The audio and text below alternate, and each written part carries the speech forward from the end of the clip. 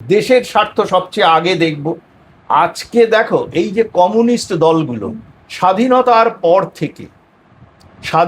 পর থেকে যদি তুমি দেখো, স্বাধীনতার আগে থেকে তো বটেই, তারা কিন্তু বরাবর পাকিস্তানপন্থী, জামাত, ইসলামীপন্থী, ভারত বিরোধী, হিন্দু বিরোধী শক্তি। আমি সরাসরি তোমাকে এই মুজাফফর আহমেদ, যাকে তারা কাকাবাবু বলে মানে, হ্যাঁ, তার লেখা, তার অটোবায়োগ্রাফিতে দেখিয়ে দেব ছত্রে ছত্রে সেখানে হিন্দু বিরোধিতা, ভারত বিরোধিতা এবং ইসলামপন্থীদের সমর্থনকারী। তো এরা কিন্তু পঞ্চভূতে বিলীন হয়ে যাচ্ছে, এরা এখন কি কেরালেও নেই, এবং এরা যার দয়ায় এই ইন্ডিজোটে লাফালাফি করছে। সবচেয়ে বেশি পার্লামেন্টের সিট হচ্ছে 2টো সিট তামিলনাড়ু থেকে, যার দরায় সেই কে স্ট্যালিন, তার ডিএমকে, তারা কিন্তু ইন্ডিজোটে নেই, সেখান থেকে বেরিয়ে এসছে।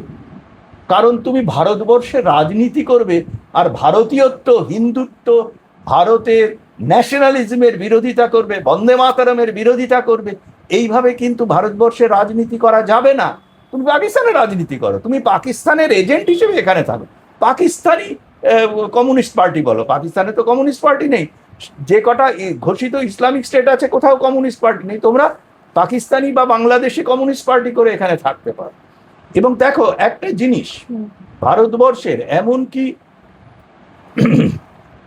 এই যে তোমার যে মানে অনুপ্রবেশকারী বাংলাদেশ থেকে, রোহিঙ্গা এবং বাংলাদেশি অনুপ্রবেশকারী, সেই অনুপ্রবেশকারীদের কথা যদি তুমি ভাবো, তুমি অদ্ভুতভাবে দেখবে যে বাংলাদেশ কিভাবে এই অনুপ্রবেশকারীদের সমর্থন করেছে, চালিয়ে গেছে এবং এখনো যাচ্ছে। কিন্তু ভারত সরকারের ঘোষিত নীতি, পশ্চিমবঙ্গ সরকারেরও এখন ঘোষিত নীতি যে আমরা থাকতে দেব না। অসম তো অলরেডি বলে দিয়েছে, ত্রিপুরাও অলরেডি বলে দিয়েছে।